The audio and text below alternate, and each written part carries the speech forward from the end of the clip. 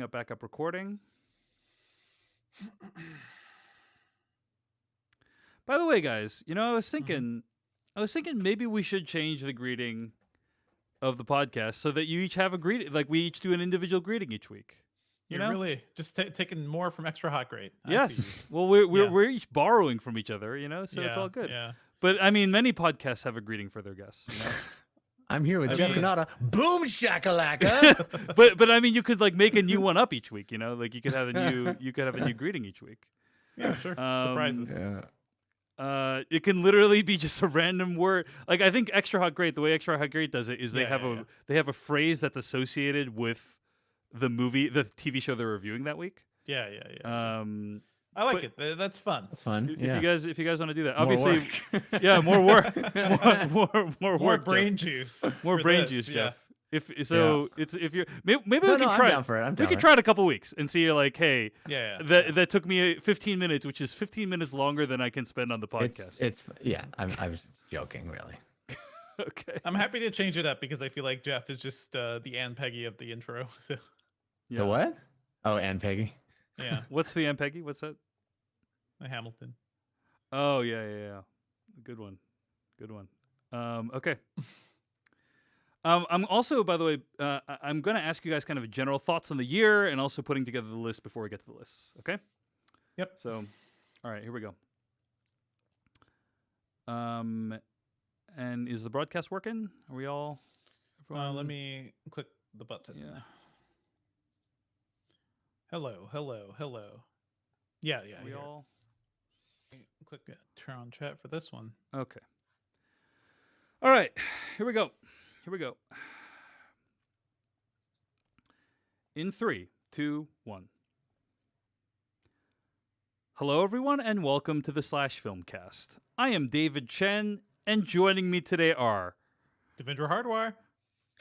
And top 10, Jeff Cannata. No, Jeff. no, it doesn't work?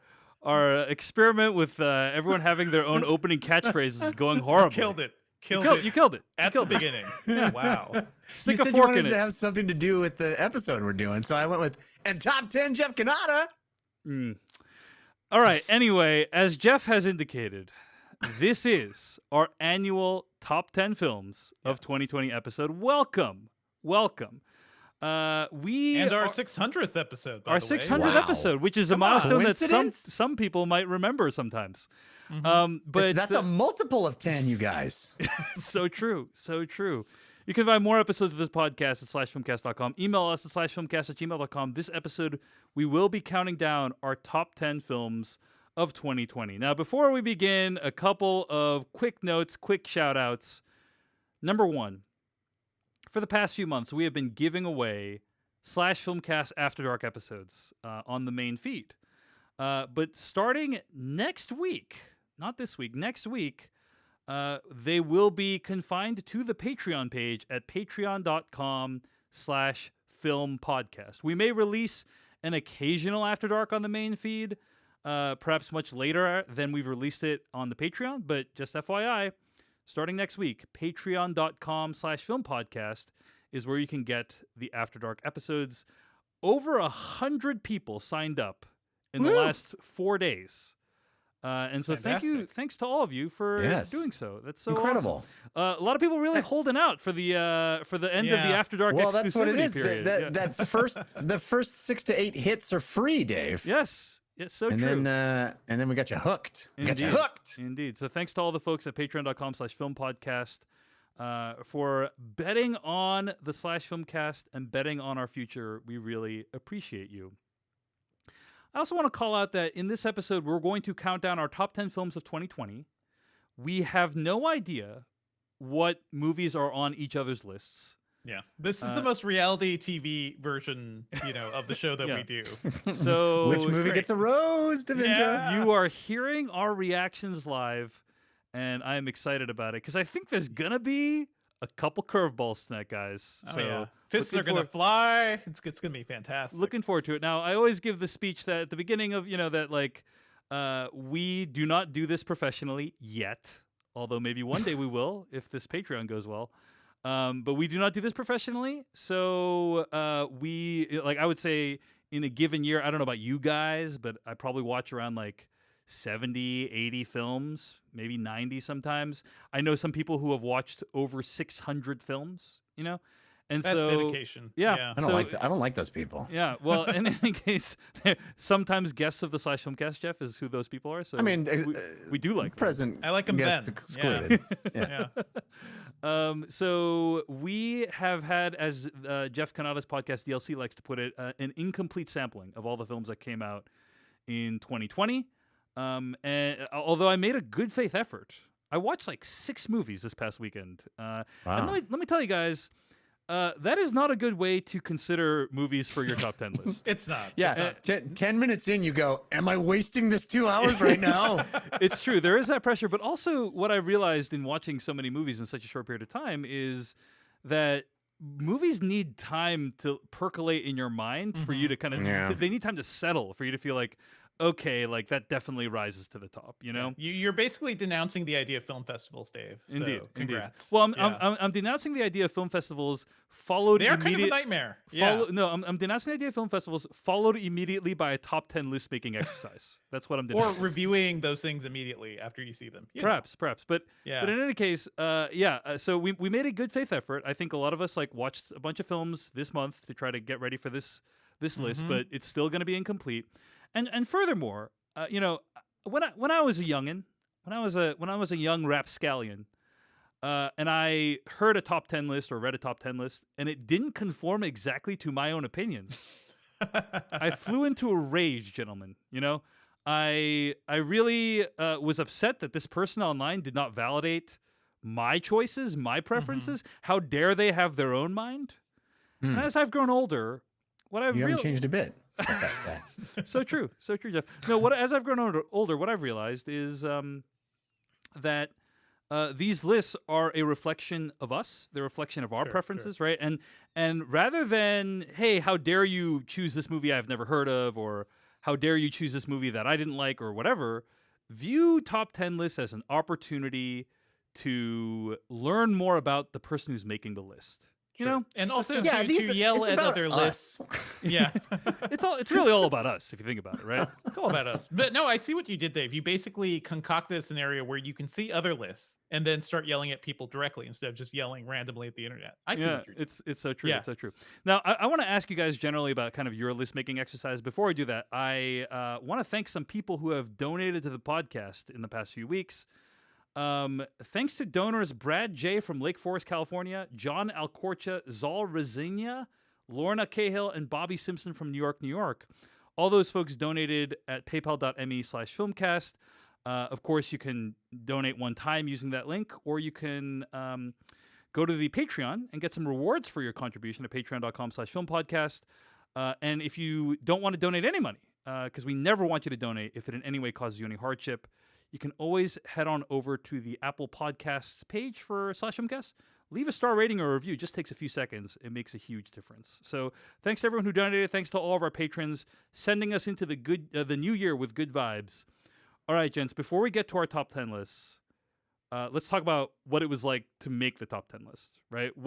As you reflected on this year, what were some of your thoughts? I'll start real quick and just say that this was a very weird list-making year for me. Usually, in a good year, Every other part of the year, totally normal, but the Totally list normal. making The was list making When it weird. really hit you that this year has been good. This year's been kind of odd, right? I think, like, obviously, the vast majority of the movies on our list, at least my list, I did not see in a movie theater. Oh, that's a good question. Are any of the movies on my list, did I see any of the movies on my list in a movie theater? The answer is no. The answer is no. The answer for me is yes. Yes. One movie. Actually, One movie. The last movie I saw in a movie theater is on my list. so. Same. There's a Domingo. hint. So I think There's a hint. it might be the You guys same put one. Sonic the Hedgehog on your list? You put Bloodshot on your list, Devendra? We So all watched yeah, that at home, didn't we? yeah. So, Yeah, we saw that at home. Yeah, I know. It was a joke though. But anyway, so for one thing, yeah, a lot of movies we didn't see in the theater. For another thing, it was just like because a lot of movies did not get released this year that were supposed to Yeah. get released. Right. Probably Uh, most of the ones we were anticipating from last year, yeah, right? that would be on our Yeah. top Yeah. 10. Yeah, because they did not get released. There were from my estimation, fewer movies to choose from, right? And so Yeah. I didn't have a difficult time summarizing it down to like 10, 15, 18 films, right? Like that was not difficult. But then from there, then like creating the ordering was challenging for me. How about you I guys? agree with all that. Yeah, Yeah. yeah. Yeah, Any thoughts like as you made your list this year, like what the experience was like? I mean, I think the thing for me that I really appreciated, and I started this process like months ago, right? Like I started Wow. this doc in Evernote where I'm just like, at some point, just sit down and think, like, oh, what are all the movies I really like this year? And over the past, over the next few weeks, I kind of whittle it down, think about it. It's a lot of thinking. It's a lot of staring at this list and thinking about what it means. But what I really came away with was like, man, there's just like no really big budget things on Right. my list, like no big blockbusters, none of that. And that's because most of those got shifted. The ones we did end up seeing were kind of disappointing for the most part. So my list is mostly like very small movies and indies and foreign films, and I actually appreciate that. That's kind of refreshing, to be honest. That's mostly what we watched, right? Yeah, I mean, that's yeah. what was available to watch. That was surprising to me. Well, I mean, obviously surprising to everybody. The film industry changed so much, and I think we had fewer total movies that we reviewed on the show because there were Right, several weeks where we were sort of scrambling to because there wasn't anything happening. There was like nothing new coming Yeah. out. Society we- shut down. What do we do? Yeah, Review we old did movies. Judgment Night and Lost Boys and stuff like that for weeks of the show. So Yeah. I think ultimately there were fewer movies. Like you said, Dave, I tried to fill things out, as we were going along, but it did feel like I don't want to be dismissive of the year because I think I'm really happy with all the Yeah. movies that made my list, but It's a felt mulligan like of a a year. Yeah. bit of a shallower pool, Yeah, it did feel like that. I mean, if you are on critics groups list as I am, or if you're part of a guild and you got some screeners at the end of the year, like I got dozens of screeners, many of which were for top quality films, right? So there is that. But then it's like, do you even put those on the list, right? Like Nomadland, for instance, like people aren't even going to get a chance to see that for months from Yeah. now. Like it's just, Yeah, it's just I'm really looking just- forward to seeing that, by the way. it's just weird. Couple of other thoughts as we reflect on this year. I mean, I've said this before a couple times, and I've tried not to like emphasize it too much, but I do think this year represented an existential threat to the podcast. I mean, Oh, this yeah. podcast was To created- everything. Yeah, It was next to to everything. No. everything. No, the Yeah. podcast, Just the podcast. period, nothing else. First and foremost. First and foremost, no, but just the idea that like this is a podcast that we created to review new movies every week, and we were suddenly faced with the prospect that there would be no new movies coming out, and Yeah. what is the podcast? What is the podcast identity at that point? And a few things happened along the way, right? One is that I think for each of us, the podcast became a meaningful way to get away from the challenges we were facing in the rest of our lives, right? Yeah. For sure. And Sure. the second cope. thing is that over 1,000 patrons were like, "Hey, we want this podcast to keep going."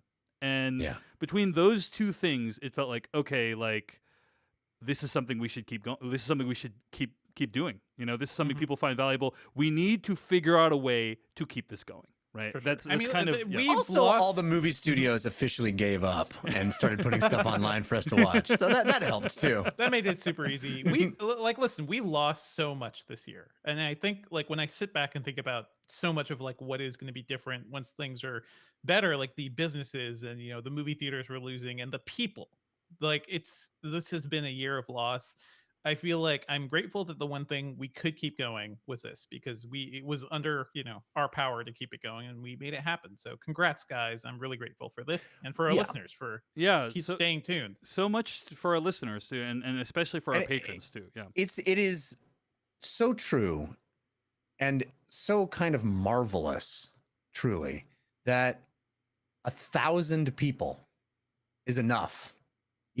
I mean, I'd love to have more, obviously, but it's such a tiny fraction of the number of people that listen to the show. But those, and we're grateful for everybody that listens. Anybody Yeah, listening yeah, to our yeah. voices right now, thank you for time is a resource as well. And if you give us your time, we're very thankful. But the fact that such a tiny fraction of the number of people that listen to the show said, hey, this show is valuable to me, valuable enough that I will give you some of my hard-earned money.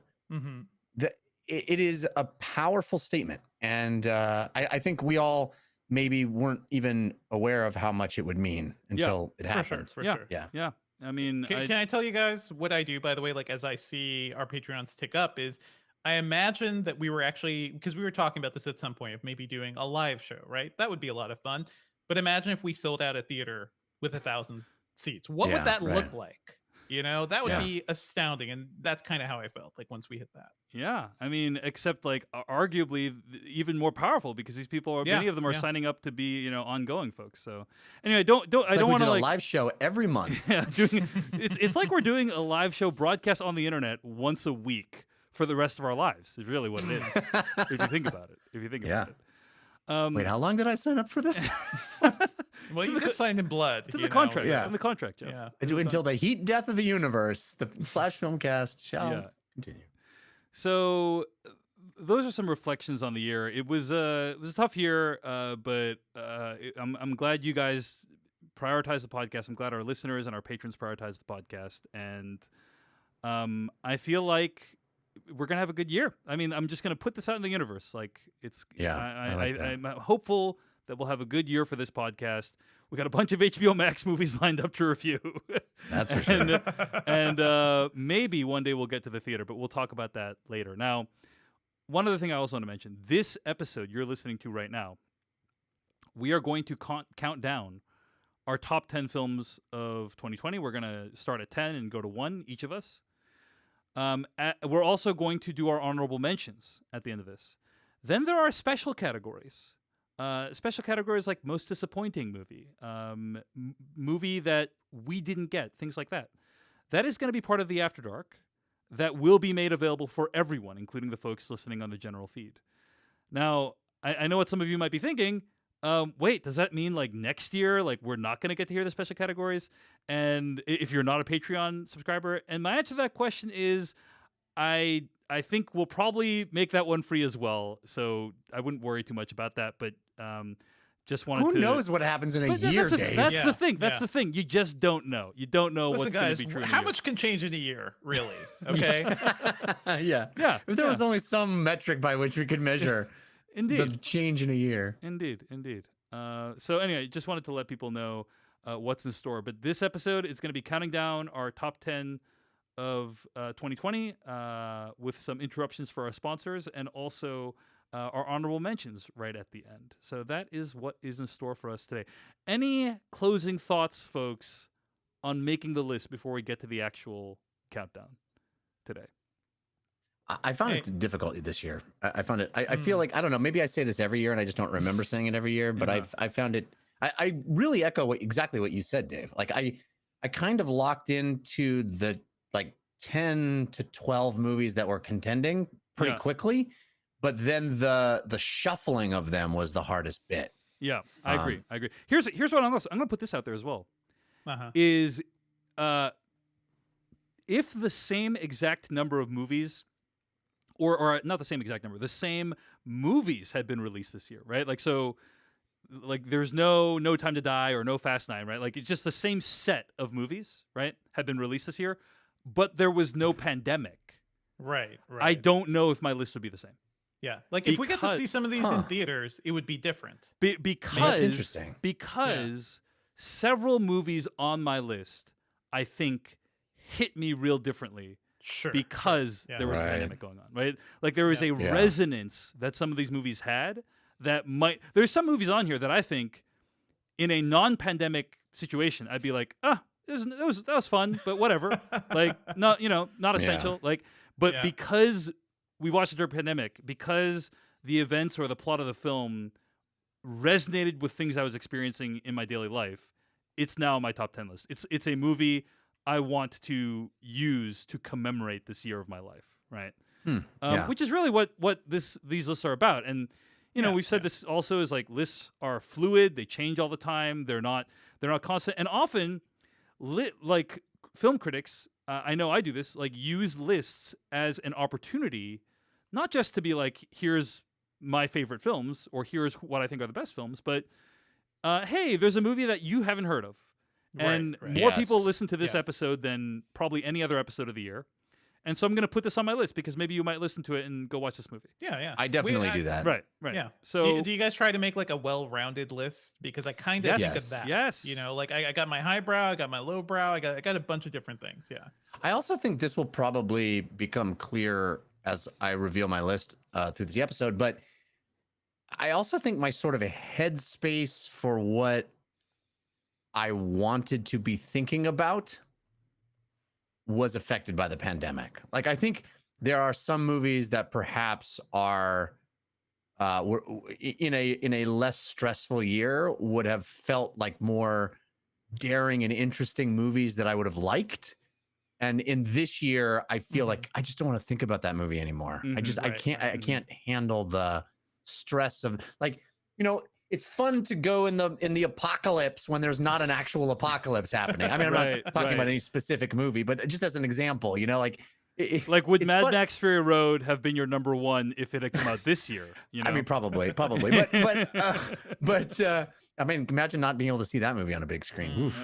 But what I'm saying is that kind of feeling of it's an escape until it's not an escape, you Right, know. right, And then, right. and sometimes just the fact that it is an escape elevates it, and then when it Yeah. becomes not an escape, and that's not always true, right? Some movies where you have to face something that's really true and really real is what is so powerful about the film. But I do think kind of what you're saying is true for me too, that because of the pandemic, my list is slightly different and maybe slightly lighter than I Mhm. would have in another time, just because those are the movies looking back that I kind of want to remember and want to relive in my head. Yeah. Yep. hear Exactly. you. Okay, one last thing before we begin the list, and that is speaking of escapes, Jeff. The podcast has worked pretty hard over the last few months. I hope it's been obvious. Like, we've really done a lot to prep for both the main episodes and the After Darks. And so next week we are going to do a listener mailbag episode. We've rarely done this, but if you are a Patreon subscriber, you get first dibs on the questions. We'll put a post up at patreon.com/filmpodcast. But also, you email into /filmcast@gmail.com and get a question considered. This will work best if your email is like 1, 2, 3 paragraphs long, because if it's like 8 paragraphs, I'm probably not going to read it. But Mhm. next week, it's going to be all mailbag with an After Dark covering Small Axe, episodes 1 through 3. So that is what is in store for next week. So, but if you want to get in some questions for our mailbag only episode, which it's kind of our way of taking a little break from the podcast. Yeah, but I don't think you should position it as a less than episode. I'm really excited about it. I think No. that our listeners have awesome questions, and I think Yeah, it's going to be a yeah. really fun episode. There is no less than at all. It is less than in the sense that it will require less than the normal episode's worth of prep from you.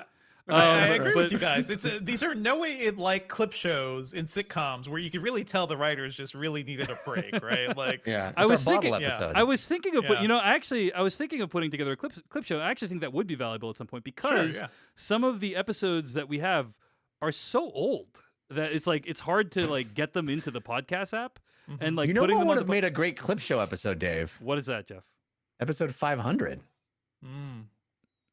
We Yeah. thought to do that. We should have thought to do that a couple of years ago. I don't want to talk to you, Jeff.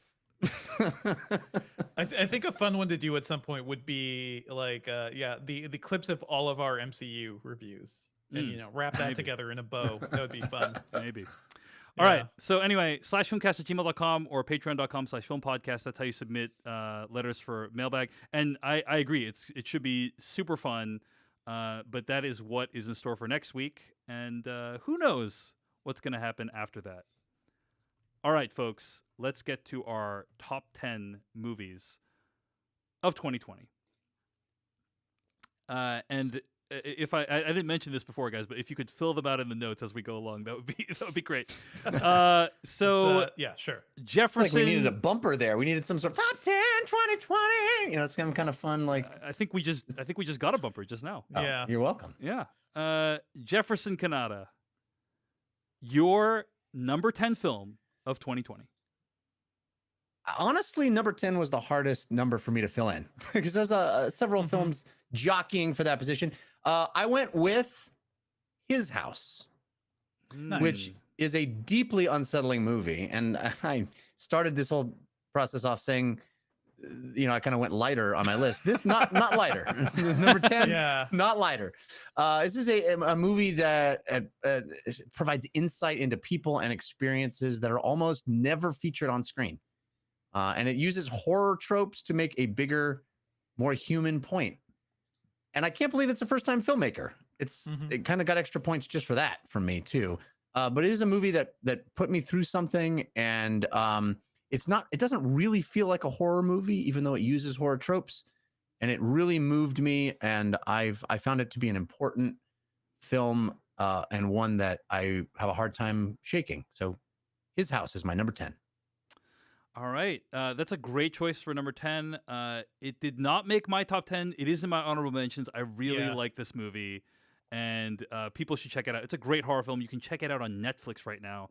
It's His House, Jeff's number 10. Great choice, Jeff. Devindra, your number 10 film of 2020. My number 10 film is similarly as deeply moving and shocking as His House. It is Borat's subsequent movie film, Delivery of Prodigious Bribe to American Wow. Regime for Make Benefit Once Glorious Nation of Kazakhstan. Gotta give it the The full full Yeah, title the full treatment title there. treatment. Yeah. And I didn't want a sequel to Borat. I don't really know many people who did, but I didn't expect it to be good. I didn't expect it to be one of the best movies of the year. And if we learned anything from 2020, nothing is certain, right? And this movie to me is like 2020 in a bottle, just in terms of its weirdness and how it comments on America. And it even managed to make some news on its own. So all I have to say is bravo, Borat. You are a treasure. Yeah. Right. Yeah. Made my honorable mentions for sure. Yeah. It's Borat Uh, Go ahead, Jeff.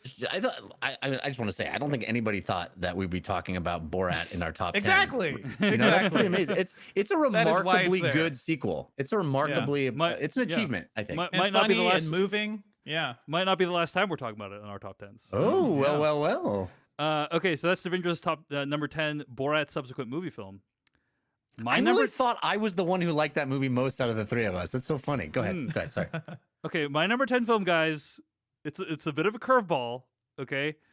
But my number 10 film is Hamilton.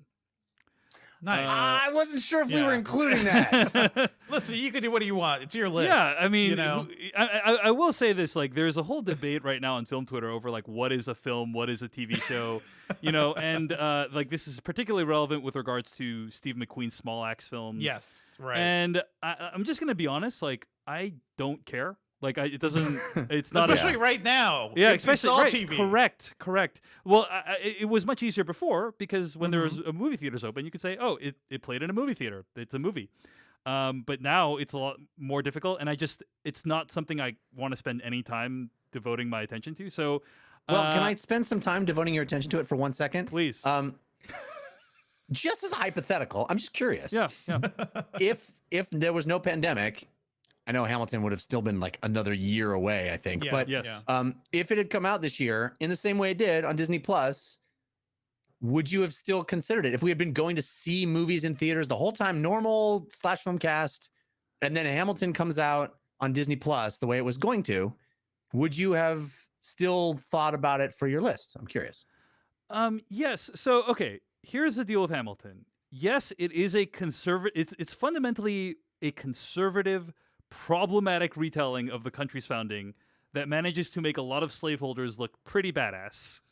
But, but, I still think it deserves a lot of credit for showing us what the musical form can be. The casting was Yeah. obviously Yeah. subversive and gave lots of opportunities, star-making turns to many actors that we respect and watch in TV shows and films to this day.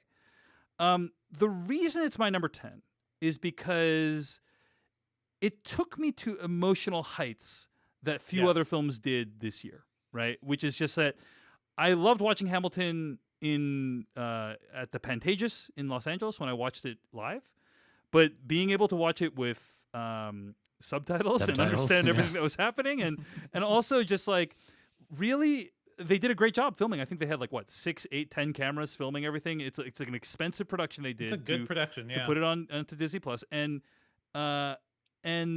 it felt it's like the closest approximation to live theater I had this year after the pandemic started, and so would I have thought of it as a film? Yes, Jeff.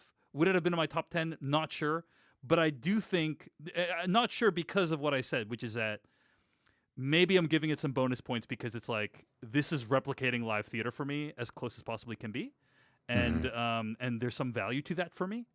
But what is definitely true is, I mean, there's just some incredible emotional heights that this musical takes me to, because fundamentally, it's a hopeful telling Yeah, of America's yeah. founding. It's about how like when the moment of history is upon you, like when history has its eyes on you, as it were, what will you do? And it's a challenge as much as it is a retelling of what's happened. It's about like America is a country that is constantly being reinvented, that is constantly bettering itself, and I think it's between that and the amazing changes to the form that it brings to life, and the creativity of the staging. I really appreciated watching it. So Mhm, it's mhm. problematic. It has issues. I get it. I feel guilty putting it on here, but I No. cannot deny my feel.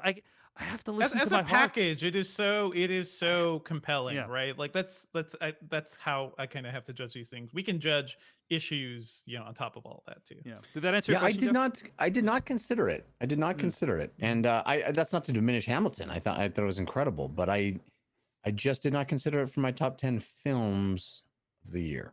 All right.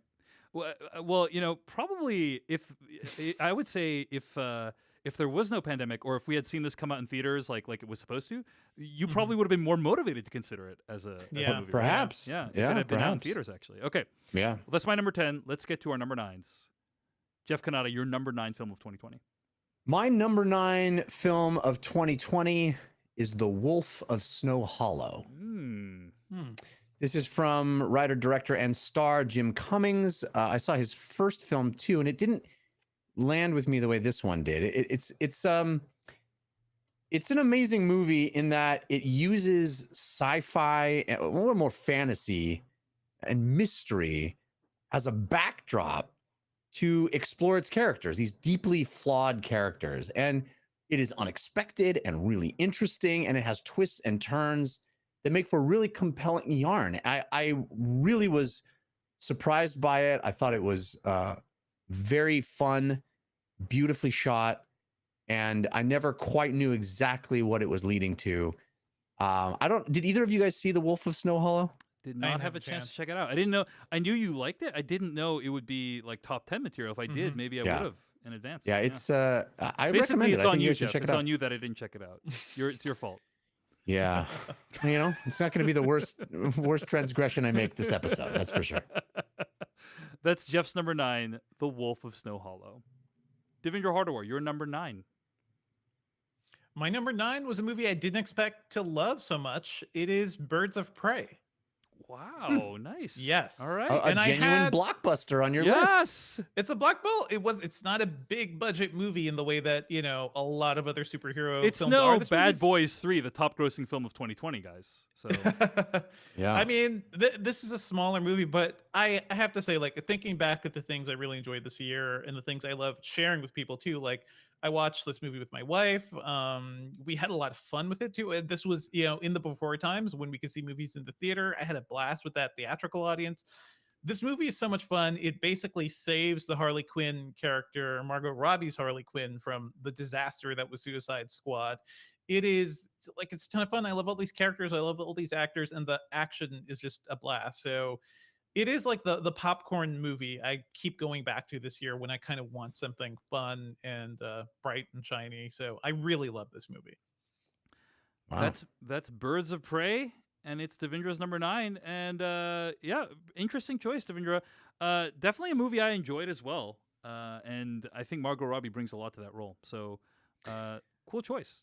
You brought up the Bad Boys, and somebody on Twitter, a friend of mine on Twitter said, that it's official. Bad Boys is the biggest blockbuster of 2020, and I responded by saying, it's a bit like me saying my walk around the block was my biggest family vacation of 2020. Sure. It's Mhm. Jeff, have technically you true. seen Bad Boys for Life? No, I haven't. It's Jeff, you really have not watched the good. top It's grossing really film of good. 2020? I have not. This I is have like not. you're basically missing out on the Avatar of Yeah. 2020, Jeff. Well, I'm You're glad also you guys gonna got to eat step those on my words. joke. The only point of me bringing it up was to tell the joke, and you guys stepped all over it. It doesn't All these matter. facts sorry. are getting in the way of Jeff's humor. I'm sorry. Yeah. Jeff. I'm sorry. That sucks. That's okay.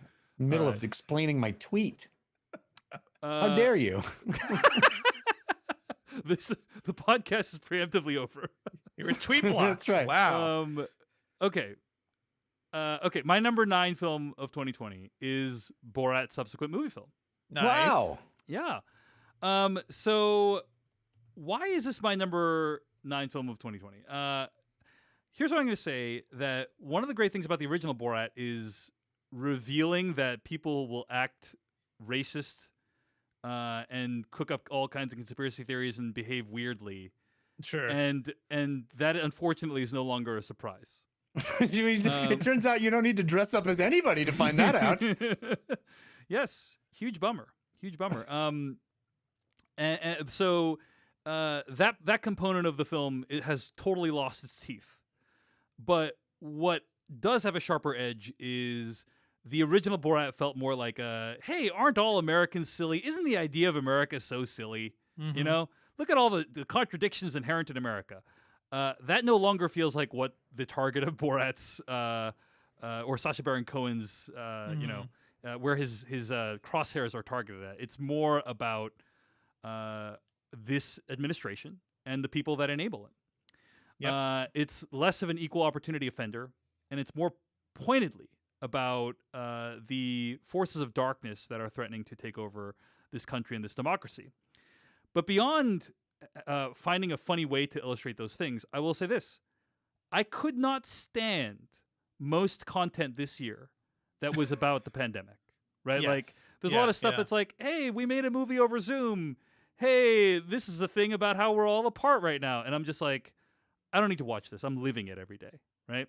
This is the only piece of content on my top 10 list that actually directly addresses the pandemic and does so in a way that's funny, that's subversive, and that is very frequently dangerous.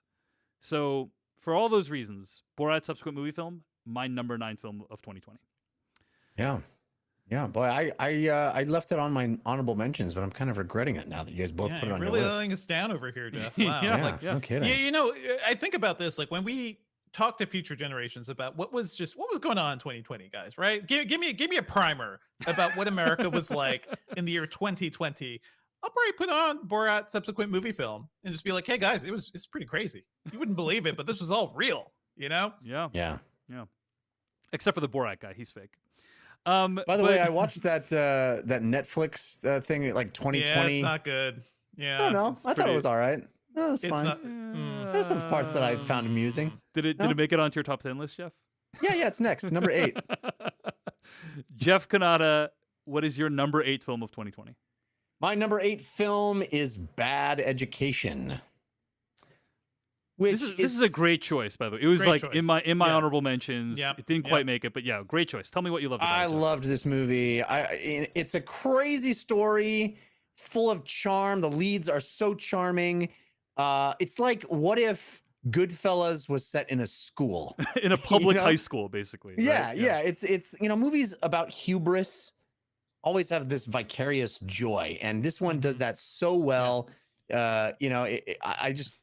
I loved the roller coaster ride of it. I thought the performances were great. This is a sort of a classic rise and fall story, Yeah. but done in a completely unique milieu. I thought it was great. It really is the mundane Goodfellas, isn't it? Right? Yeah, Like all yeah. my life I wanted to be a principal. Yeah. It's so good. And I mean, is there anything Hugh Jackman can't do at this point, No. right? Yeah. He's the greatest He's the showman. greatest He's showman, Wolverine. yeah. Like it's just like, Yeah. and then he could play this really tortured character that's a pathological liar. It's just, He's amazing in this. The movie's Mhm. great. It is about the school system, but it's also about America. It's a great choice, Jeff. That's Jeff's Thanks. number 8. It's Bad Education. Devendra Hardawar, your number 8 film. My number 8 movie is The Invisible Man. I loved Lee Whannell's Invisible Man. Like this was the last film I saw in theaters before we had to shut down. This film was released on February 28th. So I distinctly remember, actually I saw it twice in the theater because I loved it so much. This movie is such a lean thriller. Like that's kind of just what I love about it. It's lean and solid, but also has so much to say about abuse and the lingering effects of being in an abusive relationship and the gaslighting that's involved and everything around that.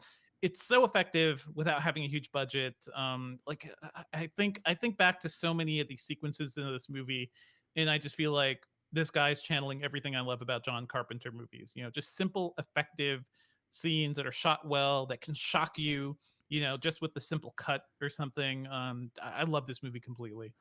I would actually argue that one of the great, I mean, the movie is low budget, no doubt about it. Yeah. But one of the great achievements of The Invisible Man, which I think was also the last film I saw in theaters, is it kind of tricks you into thinking it Mhm. is ultra low budget. But like, if you look at some of those making of, like how they did some of the special features, like, you know, there's a scene when a character has a fight with the Invisible Man, and if you watch how that's filmed, like that character literally, they had to shoot that scene multiple times using a motion control camera, right? So Mhm. it's, you know, the characters fighting one where they're fighting a person in a green suit, one where they're fighting nothing, one with just the background, and, you know, and so much work goes into it, but it's not obvious to the viewer. You're not Right. like, a oh, lot well, of work goes into it, but Yeah. also like those things, those computerized cameras, right? It's cheaper to do that now than it was like 10 years ago, right? Correct. So you could do it in a Correct. film like this. Yeah. Yeah. It's so true. But Mhm. I guess I'm just saying, like, I think Yeah, they yeah. worked their ass off to make it seem like they weren't working their asses off. You know? Yep.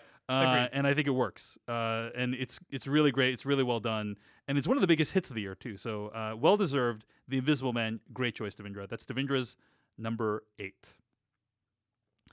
Let's talk about my number 8, which is Minari. This is one of those. This is the only movie Damn on my you. list. Damn you, David Chen. Cheater, Yeah. cheater. This is the only movie on my list. Shenanigans. This is the only movie on my list that I think is like not easy to watch, so I won't say too much about it. But it's a very simple story about a Korean American family trying to live out the American dream. And even though I I'm want to not see this. I'm not I can't Korean. see this. Yeah, you Yeah. will. You will be able to in a Yeah. couple months. Even though I'm not Korean, there's so many components of my upbringing Mhm. I recognize in this story. It captures the profound beauty and striving and the familiar relationships and the loneliness of the immigrant experience. I loved it, and you should check it out when it comes out next year. Mhm. I'm sorry. I'm actively sorry I Now- put this on my list. Listen, Now listen, what do we do? We What- can't. What if Devendra and I think this movie is good enough to put on our 2021 list? Now what? Now Listen, Jeff. We cannot expect Dave to share early access to something, right? We already know what happens. So true. So I mean, okay. How many friends did you watch this with, Dave? All his watched it by bubble myself. friends, I'm What- sure. Yeah. Jeff sounds so bitter about it. All right. Yeah. Sorry. I'm sorry. You can. It's eligible for your top of 2021. Okay. You can do it that way. Yeah, well, it cuts to so next fun. year when Dave's like, yawn, that was on my list last year. Oh, you guys just Yeah. saw That that? sounds Cool, like me, cool. Jeff. That's a good impression of me. Thanks. Okay. I'm working on it. Jeff, your number 7. My number 7 is Vast of Night. Wow. I loved this movie. I freely admit that if it had a stronger ending, I would have liked it even more. It would have been even higher on my list. But the first 90% of this movie is absolutely incredible. It's one of the, for me, it's one of those, you know, I forget to breathe movies. I was listening so intently. I was so invested in the story. I was hanging on every moment, holding my breath watching this movie. It's incredible. It does things that are daring and unbelievable. And it does it on what is basically a very small budget, very small scale film. I absolutely loved Vast of Night. I thought there are scenes in this that I think are perfect, just perfect. Mhm. And I love how the opening act. There's a sequence where basically the screen just goes black for many minutes at a time. It's extraordinary. I just wish the ending was stronger. If the ending was stronger, I think this would be in my top 5 for sure. Yeah. But as is, I still think it is a worthy number 7. Vast of Night. Interesting, Jeff. Yeah, I remember us all like really appreciating this film, and I'm glad that it resonated with you so much. I do want to call something out real quick, which is that a few of these movies that we have on our lists, like Vast of Night, are distributed by Prime Video, which is part of a company that I work for right now. I used to work for Prime Video and therefore would not comment on any of these movies. I no longer work for Prime Video, and you can. so I don't know if I don't know if I go that far, but I am going to. I'm going to. So You don't know if you'd go that far, but you are going that. But that's Jeff's number 7. It's Vast of Night. You can stream it right now on Prime Video. Interesting low-budget sci-fi film. Devindra Hardawar, your number 7. My number 7 is Da 5 Bloods. I think this movie is a masterpiece from Spike Lee. It reckons with America's history in Vietnam, but also how this country fails Black people in general and Black veterans in particular. It's a fascinating exploration of a lifelong, or a very long friendship and brotherhood, and it can be an adventure when it needs to be. And also, I think just fascinating in that it's a very damning indictment of the brain infection that is Trumpism. Give Delroy Lindo his Oscar. He deserves it after this movie. Delroy Lindo is incredible in this film. So good. he Agreed. So deserves incredible. a Best Supporting Actor nomination, if not win, for what he does in this film. It is amazing. And Supporting? yeah, I mean, I don't know how they're going to characterize it. I don't but know how yeah, it's gonna he's- work, but yeah. he's amazing. And there's yeah, I won't give anything away, but what he does in this Yeah. film is just unlike anything I've seen any other actor do this year. But here's the thing. I can't think of when Delroy Lindo is ever not amazing. You know, like It's this so guy, true. he's so good. He's always good. It's so And I true. feel like this is the time. He earns it for this. Agreed. That's the 5 Bloods. It's Devindra's number 7. Great choice, Devindra. All right, so I told you guys I watched like a ton of films this past week, mostly because I was confined to my couch recuperating from my my medical situation. But I of those films, only one of them made my top 10 list, and that is my number 7, Mangrove from the Small Axe series on Prime Very Video. nice. Yeah. Very nice. So I hate doing this because you know it's not really a fair comparison, but the parallels between this movie and Aaron Sorkin's The Trial of Chicago 7 are undeniable. Like the plot points are very, very similar, but there's a huge difference, which is that Mangrove centers the Black experience in a way that Trial of Chicago 7 did not. It also is directed by Steve McQueen, who I think everyone can agree is an incredibly talented visual stylist. Yeah. Just a And- bit better than Aaron Sorkin. I think, mean, when Aaron it comes Sorkin to- is no slouch, but like you Sure. you watch Trial of Chicago 7, then you watch Mangrove, and I'm realizing that like I know I'm saying this, but I know that probably Trial of Chicago 7 is going to appear on someone's list later on. And at the same time as all that's true, because of those differences between Trial of Chicago 7 and Mangrove, this movie just feels so much more vital and relevant in a year where the United States was roiled by social unrest over the treatment of Black people by police. And so it's incredibly emotional. There's performances that are just like unbelievable. The resonance it has with our modern day, with 2020, cannot be denied. For those reasons, it's my number 7 film of 2020. It's Mangrove from the Small Axe series right now on Prime Video. It's the first one of the series. Check it out. So I'll have to come clean about something. Last night, I decided, I need to watch at least one of these Small Axe films before we Yes. do the top 10 Yeah. list. Yeah. Steve Yep. McQueen And made so- 5 and I- movies. You got to watch one. Come And on. I turned it on and I went, Mangrove is 128 minutes and Lover's Rock is 78 minutes. Yeah, buddy. Yep. Yep. And I went with Lover's Rock, which I thought was beautiful, but it did not make my list. Right. Same. Mhm, Same. mhm. So now I really want to see Mangrove, but I literally made the decision based on running time, and I feel bad about that. I'm not but- gonna lie, Jeff. That I did the exact same thing. I was like, well, I gotta watch one of these things. Lovers Rock, 78 minutes. Whew, we can Sure. get this done before dinner. And Yeah, and then yeah. we watched it. We watched it as a bubble, and then liked it so much that we're like, okay, I gotta watch Mangrove. And then Mangrove is a far more quote unquote conventional film than Yeah. Lovers Rock. Like, it has a much more conventional structure. And you know, Dave Chen likes his conventional things, and occasionally the unconventional thing. So that's why it's my number 7. But I'd recommend you check this one out, Jeff. Very So eager to watch it. I'm very eager to watch it. that's my number 7. Jeff Kanata, your number 6 film of 2020. My number 6 film of 2020 is First Cow. Nice Which choice, Jeff. Nice. Very choice. Is a good, very movie good. that I have thought about so much since I've seen it. It's one of those ones that has just hung with me. It is unique. It is unforgettable. It is a movie that in the first 20 minutes to half an hour, I was not enjoying. 100%. 100%. Felt exactly the same way. Yeah. And then it won me over so profoundly that it is now number 6 on my list. Quite which the is turnaround. incredible. Quite the turnaround. Yeah. It's really not like any other movie I've ever seen. The setting is dirty and grimy and fascinating. Like, it is a view of the gold rush that I've never really seen quite depicted that way, with characters I've never quite seen, with relationships that I've never quite seen. It is a small scale drama that feels large scale.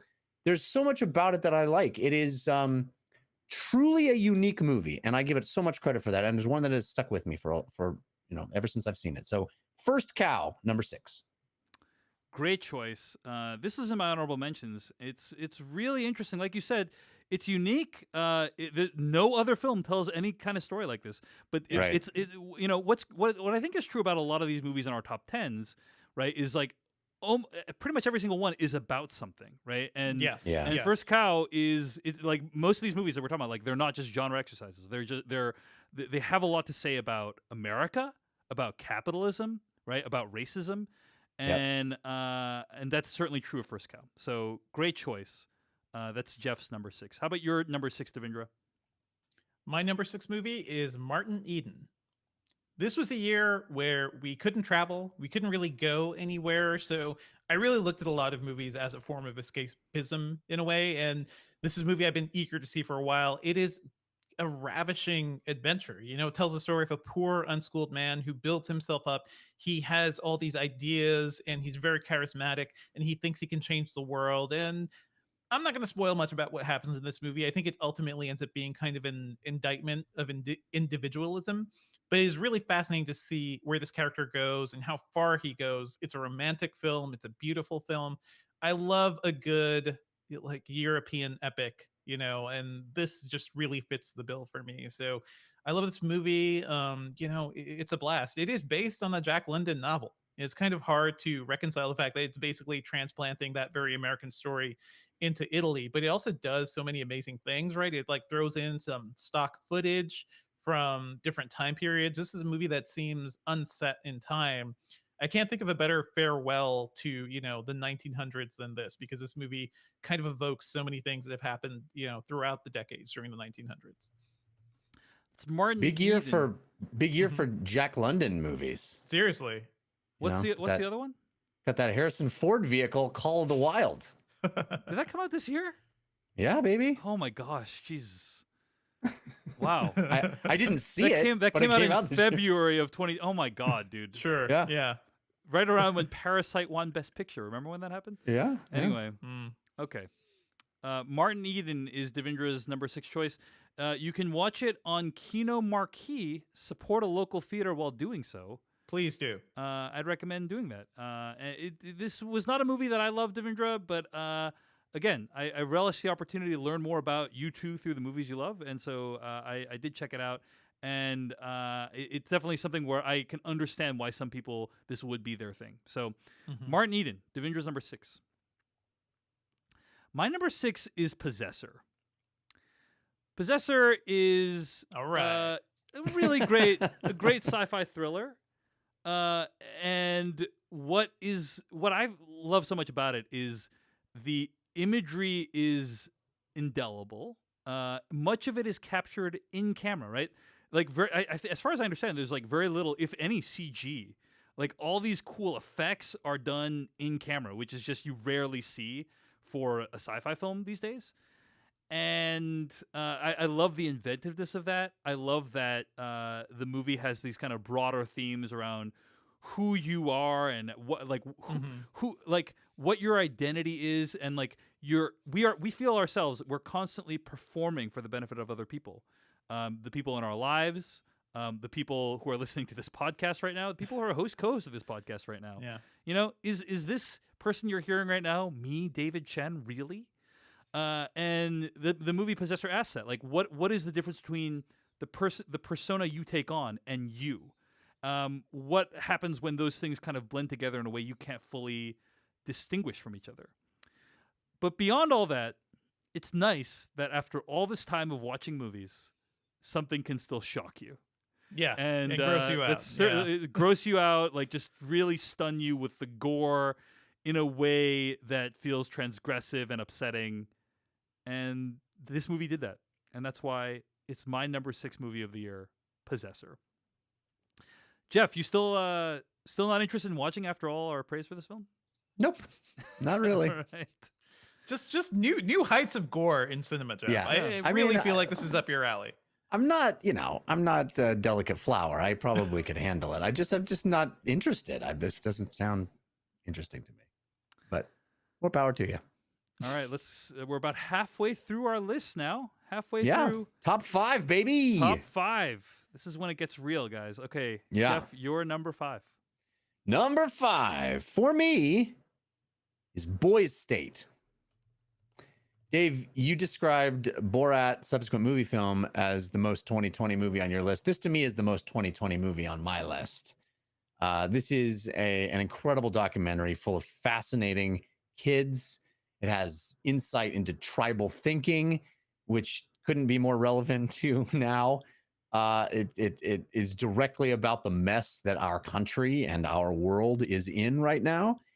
And I know that I'm alone in this last bit, but I also found it very hopeful and inspiring too. I just thought it was a powerful documentary and a comment on our times. Boys State is streaming right now on Apple TV Plus. This is a great movie, Jeff. I really Definitely like worth this. watching. Yeah. No matter how you end up feeling about it, it's definitely worth it. It's an experience you should sit through to really unlock a lot Yeah. about this country. Yeah. Yeah, I mean, one of the great things about this movie is, as I mentioned during our review of it, if you ask me to make a list of things I don't give a crap about, one of them would be a bunch of Texas boys doing creating a representative government at a summer camp. Don't really care. This movie makes that event seem riveting and relevant, and I Yeah, think it's a great for choice sure. for your number 5, Boys State. Thanks. Devendra Hardawar, your number 5. My number 5 movie is Thomas Vinterberg's Another Round. I've yet to see a movie that really explores our relationship with alcohol this much. Maybe that documentary, what was it? Empty Pockets, Bloody Nose, Empty Pockets kind of comes close. This movie is a fascinating portrayal of midlife crisis, and it does kind of explore that relationship we have with alcohol. You know, why do we drink this poison? Does it actually make us feel better? It kind of does at the beginning anyway. And what really drives us to do this to ourselves? Can we be happy without it? This movie explores quite a bit, but mostly I think Mads Mikkelsen. I think of Mads Mikkelsen in this film, you know, slowly breaking down when he's having drinks with his friends and they're like, buddy, what's wrong? And he just starts crying, like quietly crying too. Like it kind of builds up because he's like, guys, my life sucks because my wife hates me and I feel like I'm directionless in life. And it is so, maybe because I'm nearing that point of mid-age where I'm like, I can certainly see like there's a point in your life where all of your you know, all the things you worry about, all of your doubts and concerns and all the things you feel like you missed out on kind of coalesce at some point, and this movie kind of hits that perfectly. So yeah, I love it, and I love Mads. So I feel like he did a great portrayal here of this particular type of crisis. Mads Mikkelsen, amazing protagonist for this movie. A lot of range. The bubble, the COVID bubble. Yeah. I mean, watched Casino Royale recently. He's great in that film. Yeah. Also, He can go from Hannibal to being a sad, 40-something bad teacher. Yeah. This is him after Hannibal's given up on the eating people thing. Mhm. But true fact, Mads Mikkelsen worked and trained as a gymnast and ballet dancer before he began his career. It's And a really relevant fact for this movie. may or may Yeah. not be relevant as you watch Yeah. another round, which is a fun choice for Devindra's number 5 film of 2020. Let's get to my number 5. My number 5 film of 2020 is Palm Springs. Palm Springs available Very nice. right now on Hulu. This is the Andy Samberg Groundhog Day-esque romantic comedy, and the movie puts a fresh spin on this Groundhog Day genre by making it a romantic comedy and kind of exploring what would it be like if you were stuck in a time loop with someone else. The thing is, many of us were this year, and what I Yeah. mean by that is we were stuck inside. If we were lucky, we were stuck inside with a roommate or a romantic partner, repeating days that felt very similar because for many of us who aren't essential workers or not working on the front lines of the pandemic, thank you to all who are, we were staying indoors and trying to prevent the spread of the coronavirus. And therefore, every day felt like the same. And this movie really brought that malaise to life in a way that was inventive, in a way that was funny, and in a way that really struck close to home. I got a lot out of it. I think it says a lot about like what it is we're looking for in a partner to engage in this daily humdrum of existence with. And so that's why it's my number 5. It's a movie I really enjoyed. And Great Such a great pick, Dave. Yeah. Yeah. That's my number 5. Let's get to number 4s. Jeff Kanata, your number 4 movie of 2020. Number 4 for me is The Nest, which is such a powerful, affecting movie. There's no real antagonist in The Nest other than life itself, which is kind of how I felt this year quite frequently, that life is hard, even with the best of intentions. And this movie dramatizes that in a very beautiful, affecting way. And I wanted to be around these people. I liked seeing their lives, peeking into their lives to relate to their struggles. It moved me. The night that I saw it, it kind of hit me in a very particular way. And it means a lot to me, this movie, The Nest. It's a beautiful film. It's a great choice. This was on my honorable mentions. I really enjoyed it as well. Jude Law Carrie Coon is always great, but Yes. Jude Law, in my opinion, MVP of this movie. I mean, kind of a Hugh Jackman-esque character from Bad Education. This both is a very movie just similar filled with roles. heavy hitters. Yeah. Yeah. So I loved what this movie is trying to say about consumerism and our desire for more. Now that we're talking about it, kind of a similar theme to Wonder Woman, if you guys think about it, which is this movie Basically has the same movie. This movie has a lot in Yeah. common with, is what I'm trying to say. I mean, Carrie So- Coon is a true Wonder Woman. Come on. True. Dude, I'm so in love with her. Yeah, indeed. But that scene in Wonder Woman where they have to put that horse in the ground is pretty crazy. That was a dumb joke. The dead Yeah, horse. that's pretty bad, Jeff. Pretty That was bad. dumb. You Halfway tried. through it, I wanted to You escape. tried. Yeah. No, it's too late now, though. And now we've stopped to talk about it too, so Yeah. it's doubly bad. No one was gonna notice. Devindra, your number 4 movie of 2020. I guess we're gonna have a bit of a Palm Springs moment because my number 4 movie is The Nest. Hey! And Wow! just like you, Jeff. Just like Amazing. you. In sync. In sync, totally. Like I love this movie. These people are endlessly compelling. This movie is confounding and compelling so many ways. Like we were talking about this. At first, it seems like, oh, this seems like a story about a decent marriage. Anything could happen. This movie could be about anything. Yeah. But I think what it ultimately ends up being is it kind of reveals the depths someone can go to pretend to be successful. It's a film about the difficulty of living an honest life in a capitalist world, and it is just so fascinating to watch these two dance around each other. And that's it. Like, I just want to watch this family, and I want the best for these kids, these poor kids who are trying to support each other while their parents are like off trying to find themselves, and their dad is a serial liar and is just so good at it, and their mom is having an existential crisis about all this. It is fascinating. I think back to so many moments of this film so often. It is so well told. I have to say too, like towards the end of the year, I was basically buying all these indie movies that we were watching, and I started just renting like towards the end. And this is one of the ones where I was like, damn, I should have just bought it. because I want to rewatch it immediately, and that's gonna be true for another one later on too. Well, that's The Nest. It's Jeff and Devindra Hardawar as number 4. My number 4 movie of 2020 is The Invisible Man. Nice. So Wow. yeah, Devindra had this on his list. Yeah, I mean, I think this is one of the best movies of the year.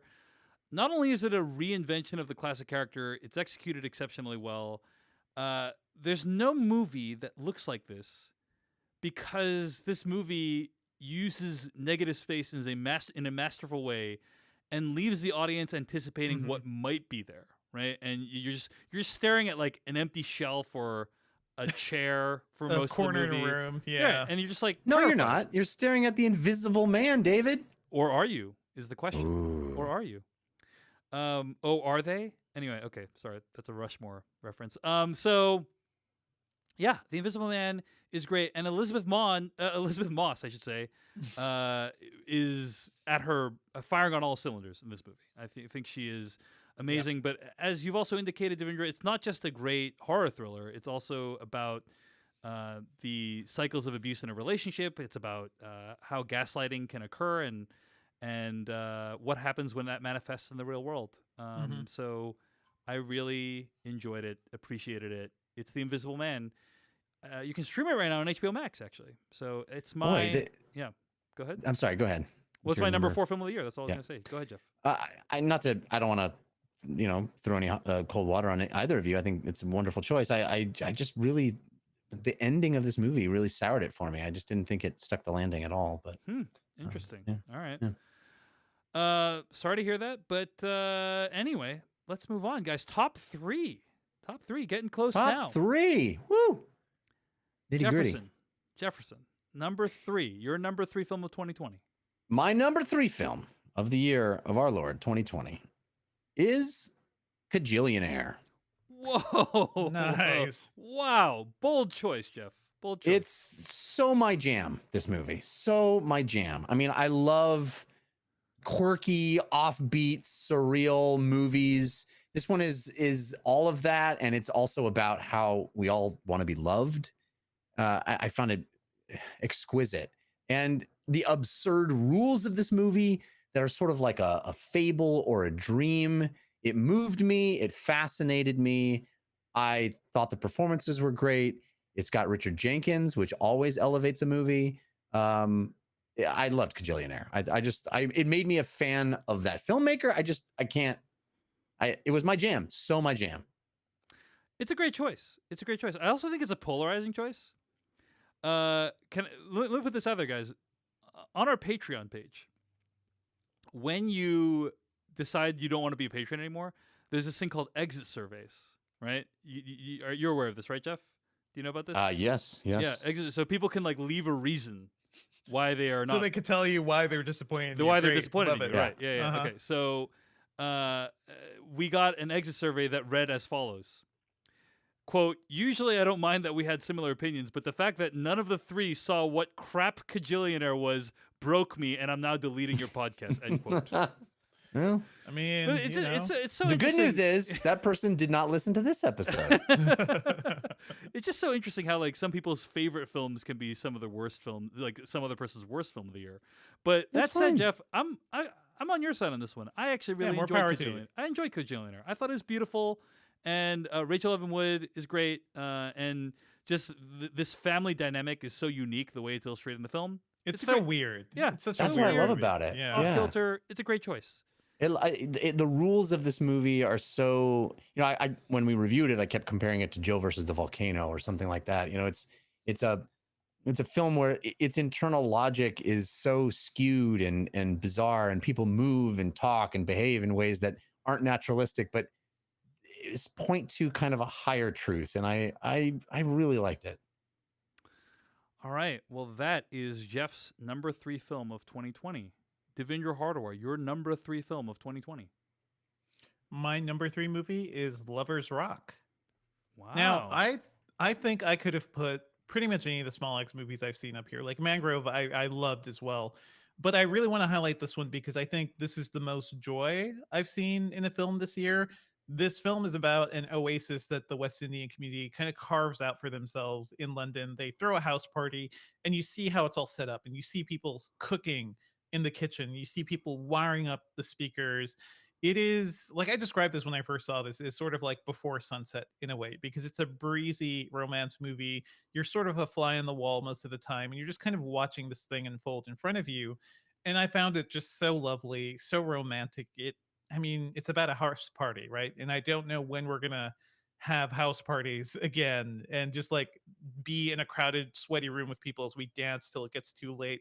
I think it captures the texture so well and kind of shows that Steve McQueen is maybe loosening up a little too as a director. Because I think what I love about him is that he really thinks about his composition, right? Like his films look beautiful, every camera movement means something, but this movie, is just so loose and relaxed. And also, we're saying, let's yeah, elaborate on that a little bit, right? Like loose and yeah, relaxed, like it's most of it is. I think almost the entire thing is handheld, if I recall yep, correctly. yep, But like handheld. if not the entire thing, like a lot of it is handheld, and also just like he has a knack of like just staying on a shot for Hmm. a minute. Like Yeah. you'll just be like, hey, here's a shot. Just gonna stay Or here being for a on just minute. the hands or the hips of someone for a Yes. minute. Yep. That's exactly right. You're Hmm. just like, we're just gonna stay here for a minute, and you're just gonna think about what these hands Just look like. take this in, take Yep. this in. There's a point yeah- in this movie, right, where where the crowd just kind of goes a cappella in a song, and it is. I can't think of anything more moving to me this year. And then Steve McQueen was talking about this during his the New York Film Festival, like his interviews. He didn't plan that. That just Hmm. happened. Wow. They set up this scenario. Everybody was jamming to that song, and it Silly is games. Silly games. silly games. They're jamming to silly games, and it's so the vibe and the emotion of the room just kind of carried all the performance into doing this, and he didn't stop it.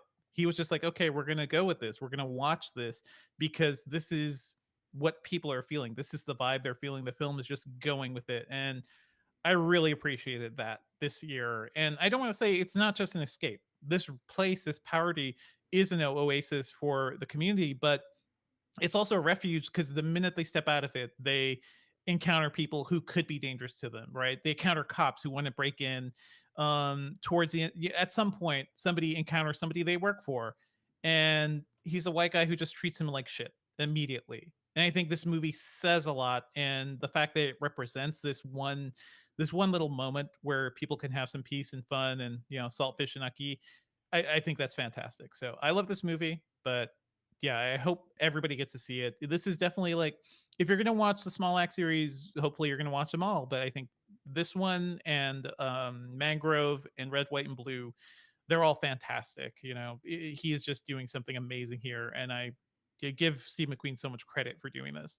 Jeff, It's incredible yeah, go ahead. it's incredible his capacity to make all of these movies Yes. in a short period of time, Yeah. and they're so different from one another. But yeah, I mean, Lovers Rock is beautiful. It didn't make my list, but it is beautiful. There's some moment near the beginning where I think it's like Kung Fu Fighting comes on, and Mhm, everybody's like, mhm.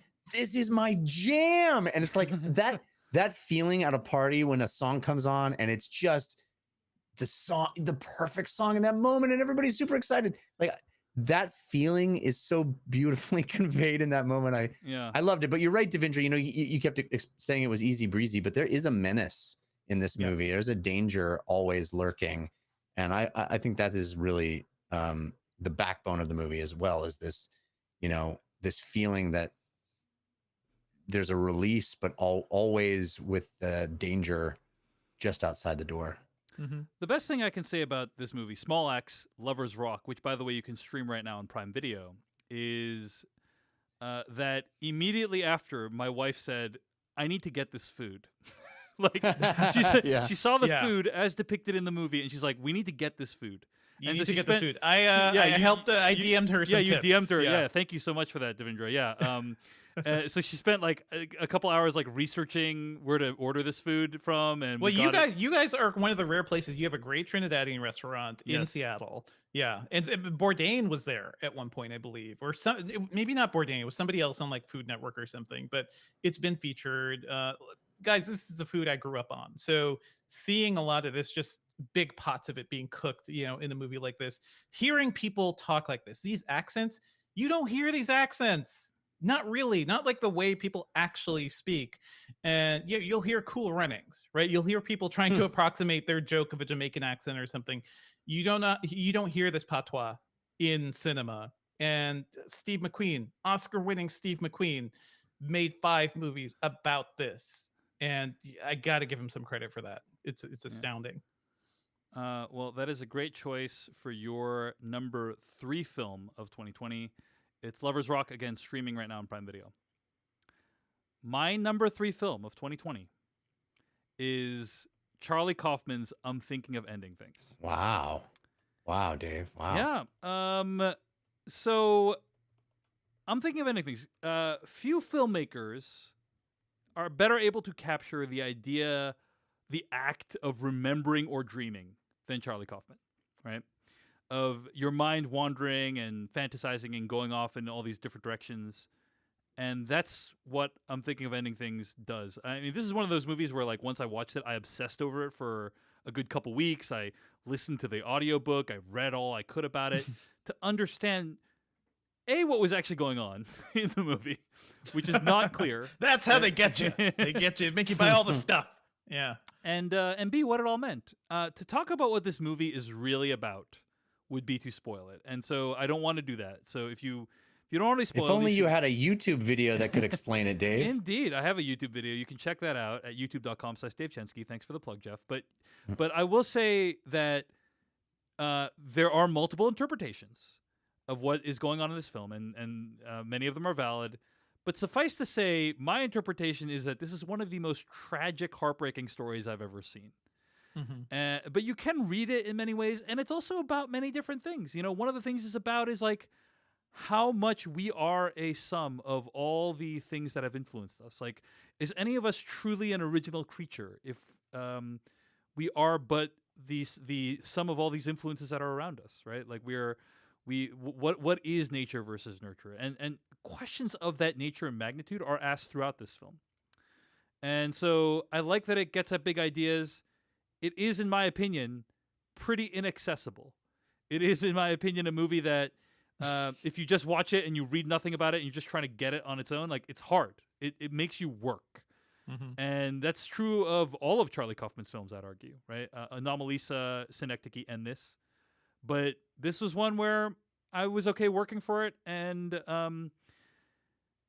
I guess also, you know, there's a part of like, hey, the person's fate in this movie is one that, like, you know, maybe there's a point in my life where that could have happened to me.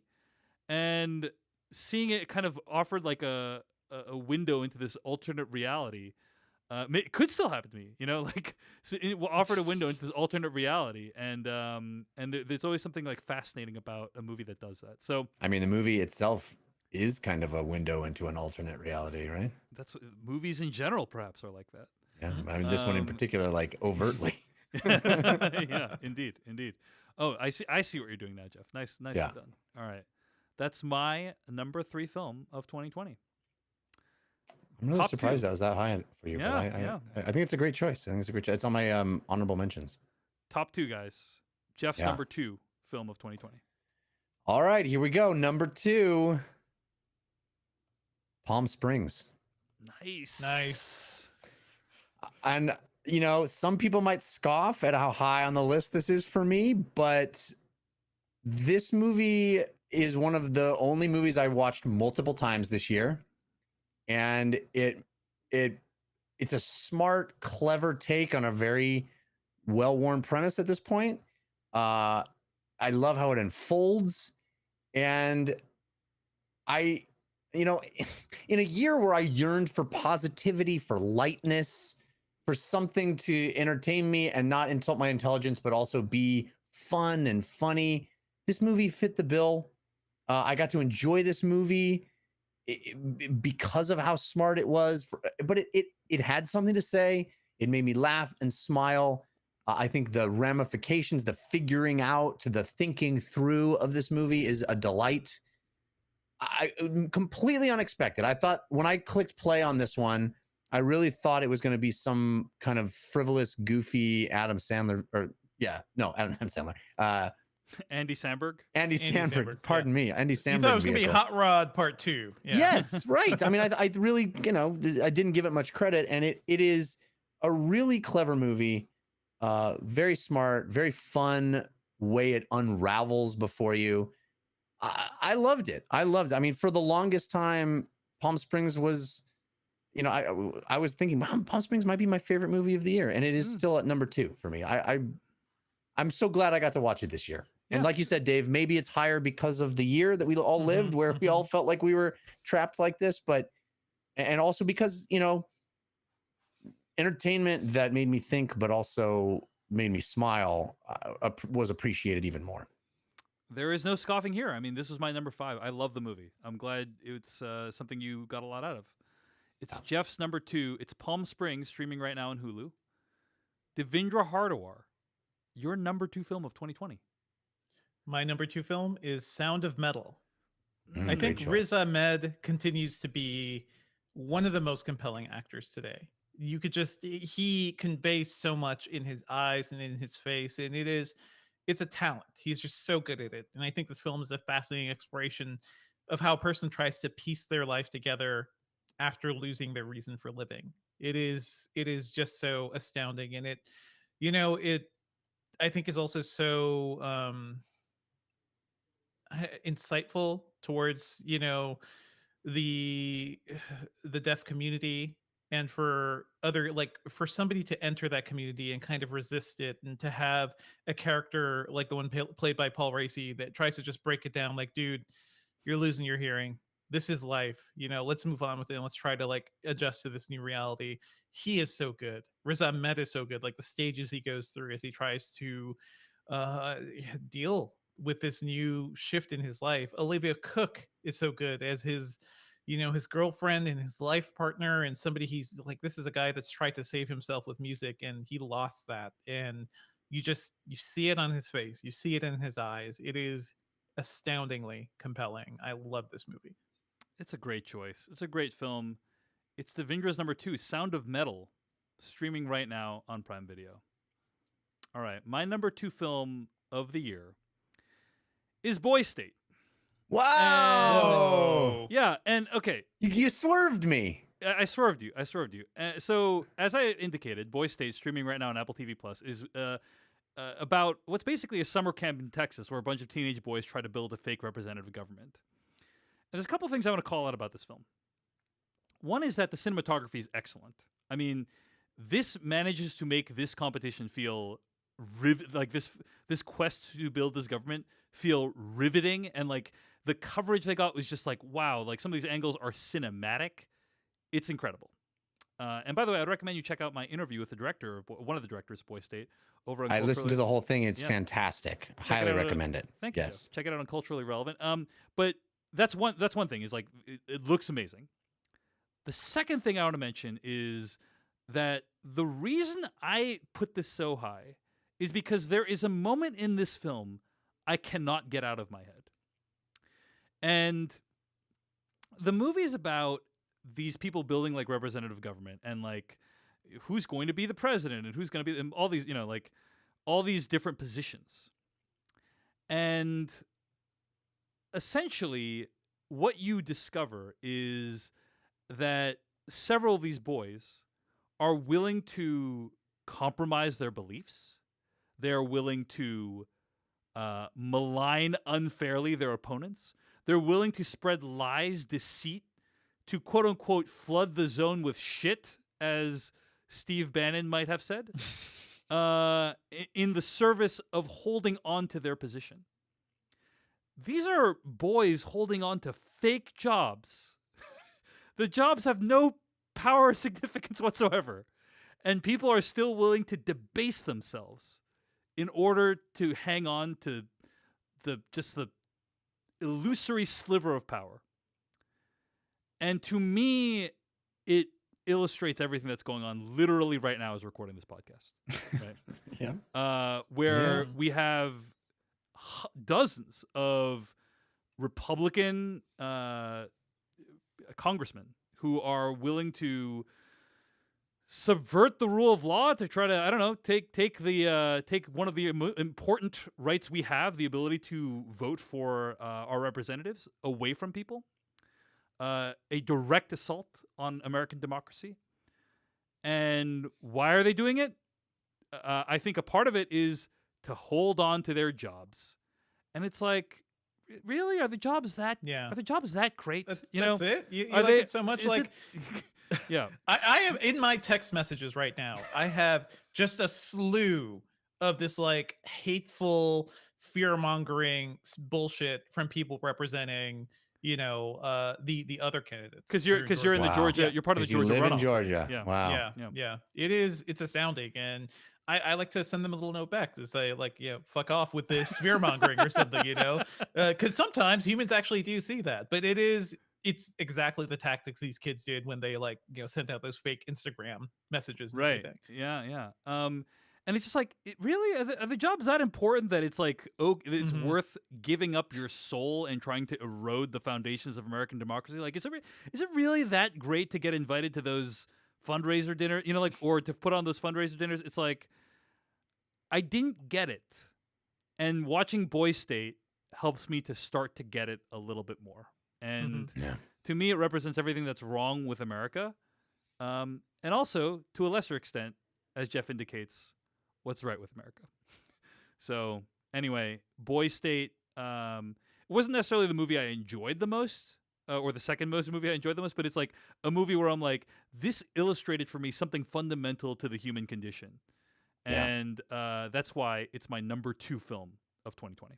So, all right, gents. Great pick, man. Great pick. Thank you, sir. All right, I am so curious. I have absolutely no idea what this is going to be for each of you. So, Jeff Kanata, tell us what your number 1 film of 2020 is. Well, Dave, I guess you could say my number 1 film of 2020 is best summed up in the form of a limerick. I love it. 2020 is officially done, and it was more awful than fun. Fewer films to finish, but that won't diminish. Sound of Metal is my number 1. All right. Bravo, Jeffrey. Bravo. And you know what? Jeff? I'm going to spoil the surprise and say Sound of Metal is my number 1 as well. You guys really Yeah. just trying to outdo me over here. Yeah. I really thought it was going to be a clean sweep. I honestly thought. I'm it could have surprised been. Devinder It didn't put easily it could one. have been. Yeah. Yeah. No, Yeah. Devindra's. Okay, but let's talk Let about me, it. and then I let me wanna tell hear- you guys, we are very close to that, but keep going. Okay, so Jeff, tell us why it's not your number 1 movie of the year. I mean, I think for me, it's my favorite movie of the year. It was not really close. It is beautiful and harrowing and hopeful and scary. As Devindra eloquently said, amazing performances. It is a journey. You really go on this journey that made me, at the end of it, introspective and grateful. And it is a film, one of those rare films where I am a different person for having seen it. Mm. It Yeah. changed me, right? Seeing this movie changed me. And it is a credit to the grace and insight that this movie brings to something that I don't think is really depicted very often in film. And the sound design is exquisite. I am very grateful I watched this movie wearing noise canceling headphones and being very intimate with it. It is a credit to the people in the movie. It is a credit to the way you are brought into this experience. Yeah. And it is a very intimate movie. It is a very personalized movie. And so I felt like I was going through the experience as well. And like I said, it's a harrowing experience to even go through vicariously, but it is one also that is hopeful, that is beautiful. What a movie. Yeah. Sound of Metal. What a movie. I am reminded of, Sound of Metal, my number 1. You can stream it on Prime Video right now. And hopefully the fact that 2 of us, unbeknownst to each other, put it on our number 1, and the third person Sure. on this podcast put it as their number 2, It's pretty will good. motivate Pretty you to good. watch this. High Right. average, that. Yeah. But it reminds me of that famous quote from Roger Ebert, right? I'm going to read it right now. Quote, "We are all born with a certain package. We are who we are. where we were born, who we were born as, how we were raised. We are kind of stuck inside that person. And the purpose of civilization and growth is to be able to reach out and empathize a little bit more with other people, find out what makes them tick, what they care about. For me, the movies are like a machine that generates empathy. If it's a great movie, it lets you understand a little bit more about what it's like to be a different gender, a different race, a different age, a different economic class, different nationality, a different profession, different hopes, aspirations, dreams, and fears. It helps us to identify with the people who are sharing this journey with us. And that, to me, is the most noble thing that good movies can do. And it's a reason to encourage them and to support them and to go to them, end quote. And this is a movie that I watched this year that most reminds me of that quote, the idea that movies can be empathy machines. This movie immerses you in the story of Ruben, the character played by Riz Ahmed, who struggles with maintaining the delicate balance of his life while dealing with hearing loss. And for me, it's about the desperation we experience for things to return to normal. Yeah. Yeah. We will literally imperil ourselves and sacrifice everything just for a taste of normalcy. Well, there was an example in popular culture to illustrate that point, If Dave. only there was a steady thrum of news headlines that illustrated that point. I mean, beyond the amazing performances, this is the movie whose theme resonates in a year where all of us just desperately want things to go back to normal, and many of us are willing to subject ourselves to like imperil our own lives in order to do that, right? And this movie, I feel, really illustrates that. I mean, it illustrates a lot of other things. I don't want to make it about something that it's not, because obviously it is a very heartfelt kind of exploration of the deaf community as well, and that should not be underplayed. But when I think about the themes of the film and what it means for me, that's what sticks out to me, right? And how, like, if you've lost something, right, as the character of Ruben is in the process of losing his hearing in this movie, if you've lost something, do not, in the process of clinging to the former thing you have, like, lose other things. You know, that's kind of what I feel when I watch this movie, when I think about this movie, and especially the ending of the film. So, yeah, I'm getting like quite emotional just talking about it. But it's a movie too where he, even at the beginning of this movie, he had apparently lost a lot, right? This is somebody who has rebuilt himself. Yeah. After facing addiction, after facing so much, and to lose this is just too much. And the breakdown is just, absolutely heartbreaking. But the beauty too of what he finds in that, the people he finds in that, to me, you know, it is, like I said, it is a crushing, scary journey, but also this beautiful one, this community that he finds, these people who refuse to think of it as a handicap, and you refuse to think of it as something to be fixed. And I find that it's so beautiful. It is, there's so many moments of real human connection that it seems like the actor experienced as well in learning sign language, and you know, just, God, it's such a beautiful movie. Agreed. My number one movie of the year, Sound of Metal. Jeff's number one movie of the year, almost Avengers number one movie of the year. This has rarely happened, by the way. I think. I think the only other time I can remember it happening is with Mad Max Fury Road. Mad Max, sure. But yeah, in general, we all have different number ones. So this is quite the feat, which leads me to the question, Devendra Hardawar, what is your number one movie of the year? Yeah, I mean, it is this is the final moment of this reality show. Let me tell you guys, Sound of Metal was my number one for since we saw it. So it was actually only a couple weeks ago, but that movie floored me. And then I saw my number one movie, which is Bacurau. Wow. Yes. Oh my Here with God. the Bacurau swing. Backdoor Bacurau. Oh, Yes. wow. As they call it. Let me tell you guys, I was watching this movie on New Year's Eve, right? The clock struck midnight, and that exact instant, the credits rolled on this movie for me. And I don't know, I just kind of found a lot of meaning in that too. But this movie kicked my ass, and this movie kicked so much ass, and I can see why you guys had maybe a lot of trouble trying to explain it, right? Or trying to like Right. boil down what it Yes. is. But at the same time, guys, like, let me tell you, Bacurau, it's a neo-Western with dystopian sci-fi leadings. And I think we can say that, and you'll Nicely- have Well, a that good sense clears it up. Nicely what done, you're- Devendra. going into. It's a film, what I love, it is a film about a place of resistance that won't back down, no matter the enemy. And it, like, I was born in a small village in South America. You know, I was not born it wasn't a major city or anything. I know, having visited back, like what a lot of these communities are like, where it is just a bunch of locals, you know, who everybody knows each other. They're usually small communities. This one's set in Brazil, but across South America, there are actually a whole bunch of these where, you know, communities built basically by former slaves who freed themselves either through revolution or through violence or whatever, and they created a space where they could feel safe and they could protect each other and they can build like an inclusive community. And this movie just represents so much of that, you know. And I love the community building in this, but at the same time, this movie feels so much like a spaghetti western. You know, it doesn't shy away from that. It can be gross, it can be brutal, it can like there are huge action set pieces. There is like the cool anti-hero who has a mullet for no reason, and the movie almost kind of comments on that because you see that character and he didn't have a mullet before, right? It's like it's this just like costume he puts on because I'm in a movie now, I guess I got to do this part, right?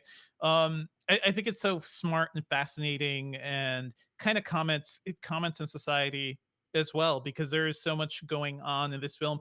I will not explain too much about what's happening. I think this is one of those movies you should just hit play, enjoy it, and, you know, try to make it out for yourself. But I found it to be a singular experience this year, and I just really want to take this energy and bring it into 2021, because we look at what's happening, right? You look at this ongoing election right now, the absolute insanity of everything that's building up, and all I see right now, and even after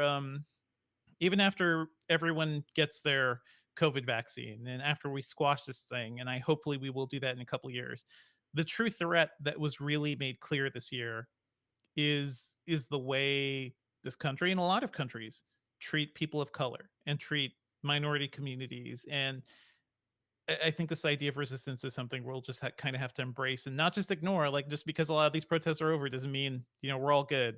There's a lot of things we have to fix, and we kind of have to speak up and fight back. So I love that energy from this film. All right. Well, I'm genuinely shocked at that. I've That was a seen- twist. yeah, no, I did not nice, see coming. nicely Uh-huh, done, nicely done. But yeah, I've seen Bacurau at the top of several people's top 10 lists. So it doesn't. I don't think it's a bad choice or anything. But it did shock me that like you just watched this movie like a week ago, and I think did, the only yeah. time this has happened in the past is like, Jeff, I think you watched like 1917. 1917, like, a the few day Yeah. of, right? a few days Yes. before the Yeah, top 10. yeah. But sometimes you see a movie and you just know. You see Yeah. a movie, you're just like, this is the one. You know? This Right. is cinema, yeah. people, This right? is And the, this is the one. this is my cinema that is both kind of B grade action at times, but also like high minded societal commentary. Like there's so much going on in this movie. It is so rich. I think that's why a lot of people just kind of latched onto it. But yeah, it's on Criterion Channel right now. That's a good reason to get that service, because it's fantastic. I believe you can also stream it on Canopy, like through your local Mm. library, is my understanding. yep. If you don't want to pay for Criterion. But yeah, that's Devendra's number one. It's Bacurau. What a delightful twist for the end of our top 10 lists of 2020. All right, gents. Let's talk about honorable mentions. Who wants to be first? Who wants to list down their honorable mentions?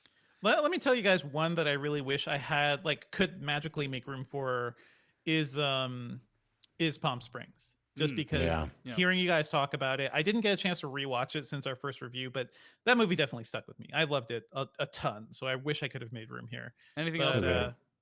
I'm just gonna go down Yeah, real just quick. hit it. American Hit us. Utopia, which, hey, another Spike Lee in this list. Bill and Ted Face the Music, a sequel that I don't think we expected to be very good. It ends up being fantastic.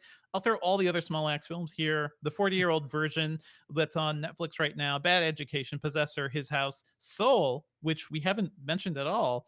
Yeah. And you know what? If I was doing a top 20, The Old Guard would fit in there too, because I think that movie was Wow. doing some fantastic stuff. All right. Great choices, Jeff. you want to hit us with your honorable mentions? Yeah, a couple of things that you guys have mentioned on your list. Borat made my honorable mention. I'm thinking of Ending Things made my honorable mentions. I really wanted to find room for Mank somewhere. Yeah. That movie really I thought was really fun, and I just loved the language of it. I had My Octopus Teacher on my list for a little while. The movie's incredible. It's incredible. It's like I kind of can't believe that I'm even witnessing it as I'm witnessing it. It's mind blowing. I actually going to put an honorable mention of Tenet.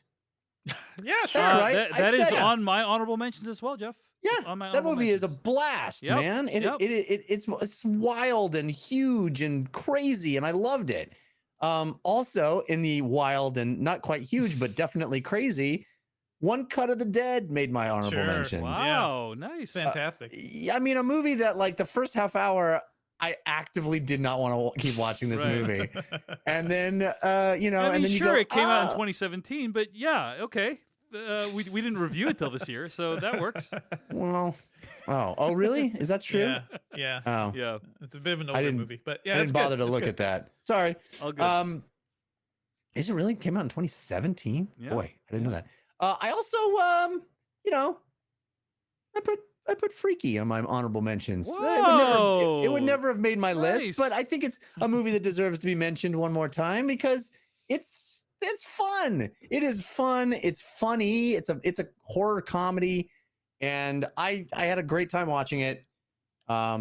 So yeah, Freaky, and then and Trial of the Chicago 17 or Chicago 7 is also an honorable mention for me, just because I'm a sucker for the Sorkin. Understood. Okay, you guys have already mentioned many of my honorable mentions. Tenet, His House, Soul, The Nest, Bad Education, and First Cow. 40-year-old version I watched this week, and Devindra, this was really close to landing my top 10. Yeah, it's very which is good. interesting Yeah. because it's kind of a direct salvo against musicals like Hamilton, which did make my top 10. Yeah. But anyway, so those are also on my honorable mentions. There are a couple on here that you didn't mention, and I'll just bring some attention to those. One is Gunda, which is a black and white documentary mostly about a pig and her family, her kids, and that's the whole movie. It's just like you're watching these pigs kind of grow up a little bit in black and white. That's the whole movie.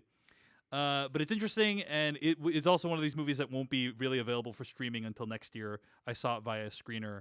I think it's fascinating. It's unlike anything I've seen this year. It urges you to empathize with the pig, to consider the pig, to empathize with the pig. And I think You say that like there's never been the Charlotte's Web before, yeah. I mean, it's not since Charlotte's Web or as a movie. Yeah. or what's That'll Do Pig? What is that one? Babe. Babe. Yes. I mean, the It's- list goes on and on. It's, Dave. it's an art house Babe, basically. And then the other one is a movie that you can actually watch on Hulu right now. It's called The Painter and the Thief. And it's a movie about this guy who stole this woman's paintings and the relationship that they formed after he got in trouble for it. So and it's, yeah. I watched that night before last. Yeah. And I desperately want to talk about it with you. Okay. I mean, it almost made my list as well. It's incredible.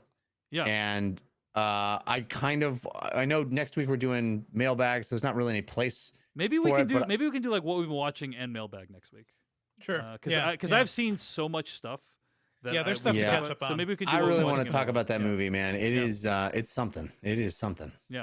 So those are our honorable mentions, and we have some special categories for the After Dark. So stay tuned for that. And if you are a patron at patreon.com/filmpodcast, you will get it first. If you are not a patron, you'll still get it just on the main feed a couple days later. But we have more to say. So stick around on the feed, and you can listen to more of it. But that's going to bring us to the end of this week's episode of the Slash Filmcast.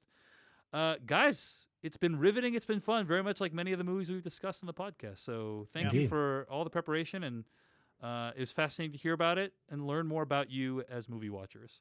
Yeah. What a year and happy 600 episodes, guys. Like, Yeah, happy 600. this is a big Wow, one. that's something. Yeah. Yeah, I can't wait until Jeff doesn't remember what we did for the 600th episode.